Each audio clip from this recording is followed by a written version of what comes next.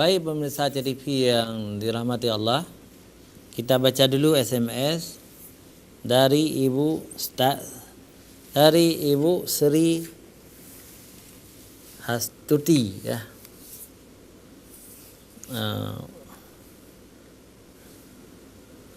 Dari Ibu Sri Hartati ya. Assalamualaikum Ustadz Amir Hamzah. Saya ingin bertanya, Islam agama yang menang. Menang bagaimana maksudnya? Sedangkan kalau kita lihat, orang Jepang lebih maju dari kita, orang Singapura lebih maju dari kita, apalagi orang Amerika, Inggris, Prancis. Kita masih dililit utang, sedangkan mereka sudah kaya raya. Wassalam. Ibu Sri Hartati binti Tengku Ibrahim Hatta di Banda Aceh. Alhamdulillah. Terima kasih Ibu. Allah telah menggilirkan hari-hari di antara bangsa-bangsa ini. Kita orang-orang Islam juga pernah jaya, pernah memimpin dunia di abad pertengahan, artinya abad 14, 13, 12, 10, 9, 8, 7. Itu dari abad ke-7 sampai abad ke-14 itu dunia ini dipimpin oleh umat Islam. Ekonomi lebih maju umat Islam, ilmuwan dari orang-orang Islam, sedangkan orang-orang non-Islam waktu itu malah dijajah oleh orang Islam. Itu Eropa Timur ya, sampai ke Italia itu di bawah kekuasaan Islam semuanya, di bawah kekuasaan Turki Utsmani. Kita sangat kuat. Juga dari selatan itu Andalusia ya, Spanyol sampai dekat Portugal itu di bawah umat Islam juga. Pulau-pulau Sicilia itu semua adalah daerah Islam. Ciprus itu daerah Islam. Nah, tapi kemudian Allah membalik ya, menukar kejayaan Islam jatuh, orang Kristen mulai bangkit ya, sampai kemudian mereka mencapai puncak kejayaan yang luar biasa, dalam makna orang-orang Kristen ini memenang perang, baik perang dunia pertama maupun perang dunia kedua. Lalu mereka itu bangkit, mereka menciptakan berbagai teknologi. Maka sampai sekarang ini abad 21 ya. Mulai dari abad ke-15, sudah 5 abad ya. 500 tahun orang barat itu memimpin dunia. Ya, kita dalam keadaan lemah ya.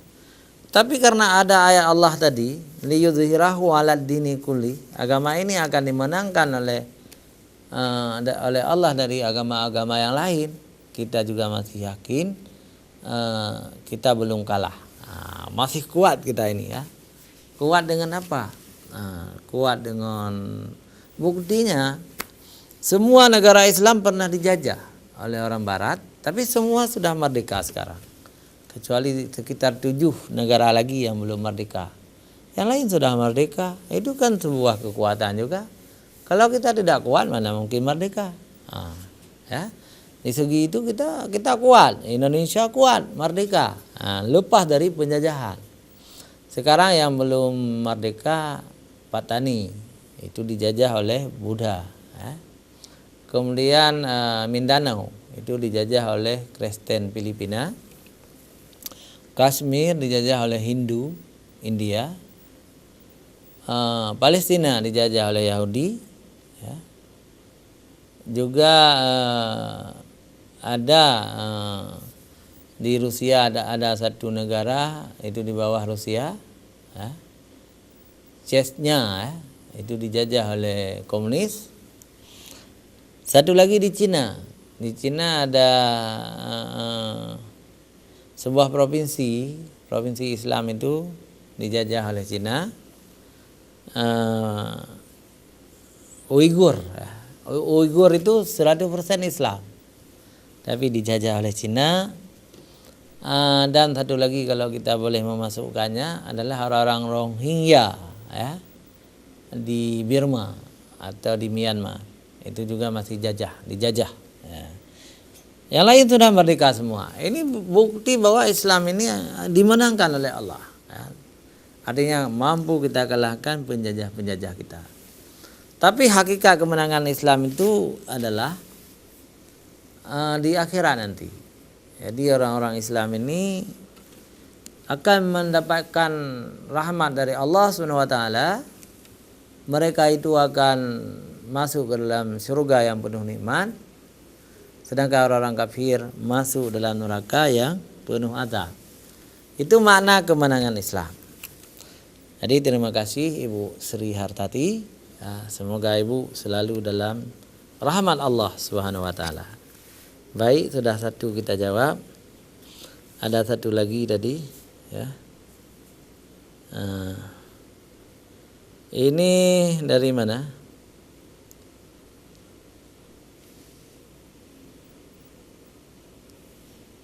Baik.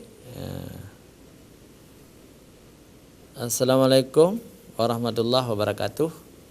Tengku, saya mau bertanya, bolehkah kita baca kitab seperti Sabil al-Muftadi atau Sirus Salikin atau lainnya tanpa didampingi guru? Tapi bila ada hal yang kurang paham, kita bertanya kepada guru. Tengku. Jadi kalau kita ikut bersama selalu ada guru, jadi tidak pernah tamat kita baca kitab itu.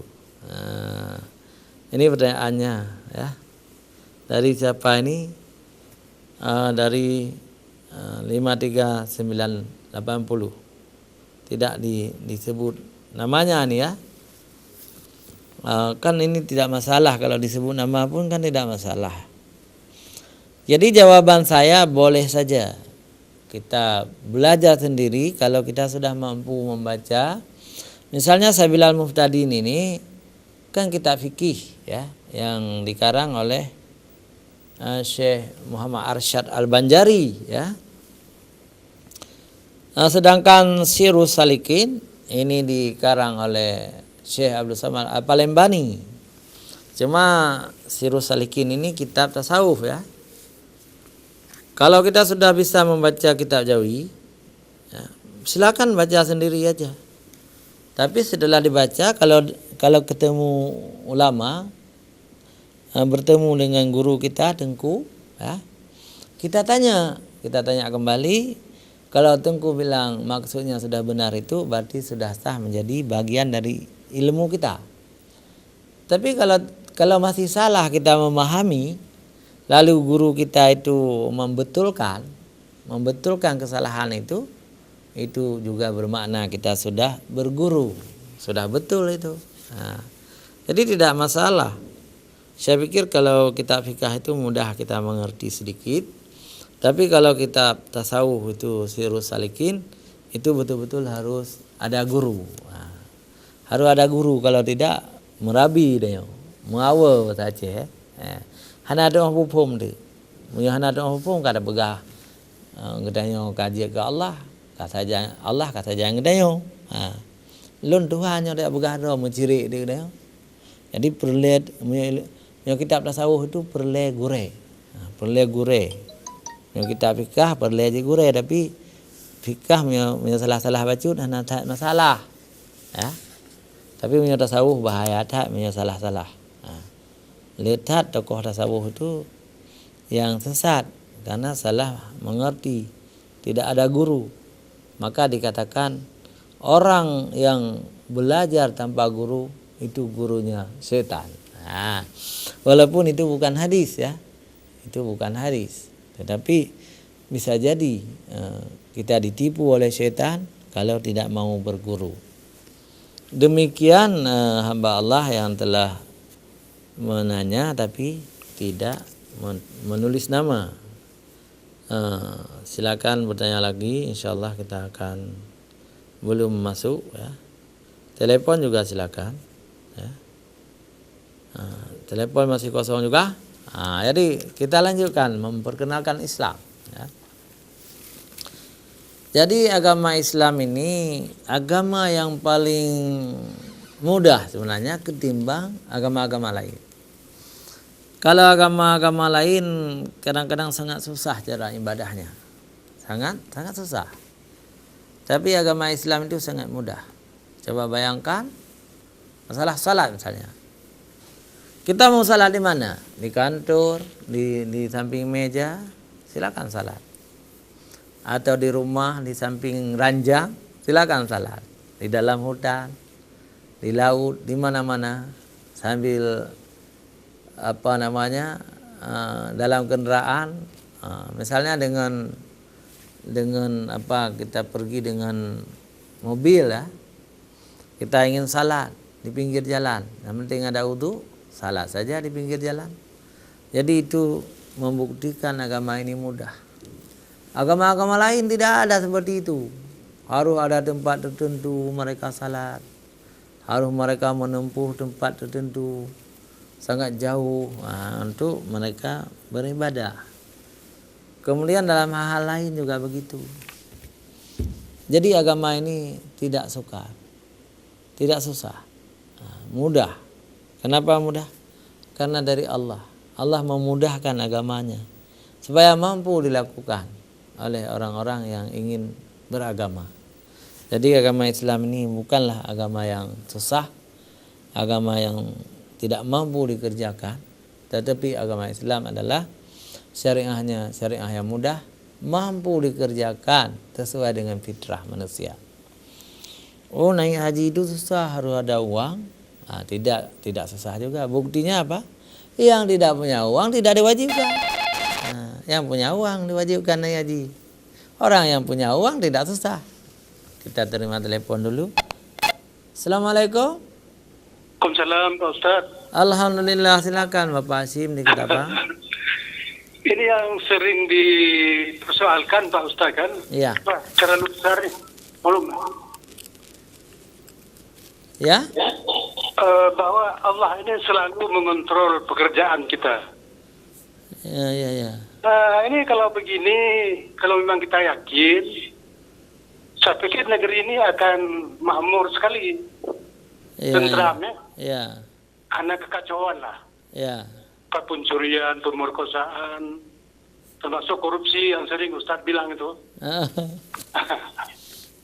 Ini bagaimana caranya ini? Supaya kita yakin bahwa Allah mengontrol kita nih. Soal itu zat yang abstrak kan? Iya. Kalau orang melihat kita tentara misalnya ada polisi itu ya takut kita. Termasuk dalam salat ternyata tidak mudah untuk khusyuk itu. Allahu Akbar mula-mula ya khusyuk. Sudah kemana-mana. Jadi pertanyaan saya bagaimana kiatnya itu supaya kita yakin bahwa Allah mengontrol kita. Apakah para ustadz juga yakin itu? Atau cuma diceramah saja? Kemudian ada satu lagi yang menarik juga, yang jadi perbincangan kami di rumah ini, ucapan ustadz tadi, walaupun Islam tidak menang di dunia, tetapi nanti akan menang di akhirat. Nah, pertanyaannya, mengapa kita harus pesimistis begitu? Nah, tidak optimis ya bahwa dunia dan akhirat akan menang kita. Iya. Nah, terima kasih. Allah. Saya coba Pak Hasyim ya. Tapi ini belum tentu benar seperti saya jawab. Kenapa saya lemah di bidang ilmu tasawuf ya? Saya lemah di bidang itu. Cuma di tek-tek yang syariah itu kita tahu bahwa Allah itu innallaha sami'un basir. Sesungguhnya Allah Maha mendengar lagi Maha melihat. Allah mengetahui apa saja walaupun semu di dalam batu hitam di tengah malam, Allah tahu semuanya. Jadi hakikatnya Allah tahu apa yang dikerjakan oleh hambanya, walaupun hambanya di dalam maksiat. Di dalam maksiat Allah juga tahu. Disuruhlah oleh Allah pada malaikat untuk menulis apa saja, merekam apa saja, apa yang dikerjakan oleh umatnya. Nah, jadi dalam takdir, ilmu takdir rukun Islam yang rukun iman yang keenam itu ada qada dan qadar. Ya. Walaupun Allah misalnya mampu mengajak semua manusia untuk beriman bertakwa kepadanya, Allah mampu, tetapi Allah tidak menggunakan haknya itu. Allah memberi hak kepada manusia untuk memilih jalannya sendiri. Mau memilih jalan ke kanan, ashabul yamin, jalan ke surga silakan. Mau memilih jalan ke kiri, ashabul shimal, juga silakan. Karena Allah telah membuat dua tempat yang sangat luas, seluas langit dan bumi, yakni surga seluas langit dan bumi, juga neraka seluas langit dan bumi. Dua-dua tempat itu penuh dengan hamba-hamba yang bernama manusia dan jin di hari akhirat kelak. Ya. Jadi Allah memberi kebebasan kepada manusia untuk memilih dua jalan ini. Kalau Allah ingin mengkafirkan semua, kita juga mampu. Kalau Allah ingin menciptakan manusia semua taat kepada Allah, juga mampu. Tapi Allah punya wewenang untuk memenuhi surga dan nerakanya. Karena 10 abad, ya, 10 abad setelah Adam diciptakan, semua beriman dan bertakwa kepada Allah. Yang kafir cuma anak Nabi Adam yang bernama Qabil, tapi yang lain beriman bertakwa kepada Allah sampai diutus Nabi Nuh kemudian. Itu baru masih juga banyak yang beriman, tetapi mulailah orang-orang kafir itu menyembah berhala, baru sesat, ya. Apalagi setelah Nabi Nuh meninggal, semakin sesat manusia itu. Sampai sekarang banyak manusia yang sesat. Jadi ini masalah ilmu tauhid, masalah tasawuf yang kita yakini bahwa Allah Sami'un Basir, Allah Maha mendengar lagi melihat hambanya. Allah sengaja membuat manusia ini ada yang beriman dan ada yang kafir. Jadi demikian yang pertama. Yang kedua tentang menang di akhirat, ya. Saya pikir yang kedua ini tentang menang di akhirat. Di dunia juga menang, ya. Yang namanya orang beriman ini, walaupun hidup di tengah-tengah mayoritas Kristen di Papua, tetap dia selalu dalam kemenangan. Artinya mampu mengalahkan nafsunya. Yang kedua, mampu mengalahkan setan. Yang ketiga, mampu mengalahkan pengaruh-pengaruh negatif bagi keimanannya. Padahal dia hidup di New York misalnya, atau di London, tetap dia menang. Menang dalam makna dia berpegang teguh kepada syariat Islam, dia tetap menang. Tapi kemenangan individual ini belum merasa puas kita. Kita baru merasa puas kemenangan antara bangsa. Misalnya ada sebuah negara Islam yang maju di bidang industrinya. Misalnya semaju Jepang misalnya. Kita lihat di jalan-jalan di Aceh ini, banyak sekali kendaraan itu made in Jepang semuanya. Kita tidak perlu sebut mereknya. Kenapa tidak ada yang made in Indonesia? Kenapa tidak ada dari kendaraan itu made in Indonesia? Berarti orang Indonesia ini masih belum maju, belum menang, masih dimenangkan oleh Jepang. Padahal Jepang itu bangsa yang menjajah kita dulu. Jepang bangsa yang menjajah kita. Tapi sekarang semua kendaraan yang lalu lalang di jalan Aceh, jalan Indonesia ini made in Jepang. Satu-satu made in Korea, satu-satu made in Amerika, made in Jerman. Kok nggak ada made in Indonesia? Artinya kita belum maju. Kenapa kita belum maju? Kita belum menggunakan potensi yang diberikan oleh Allah Subhanahu wa taala. Kita kurang berpikir ya. Kita kurang berpikir. Jangan kemana-mana. Kita lanjutkan setelah jeda iklan berikut.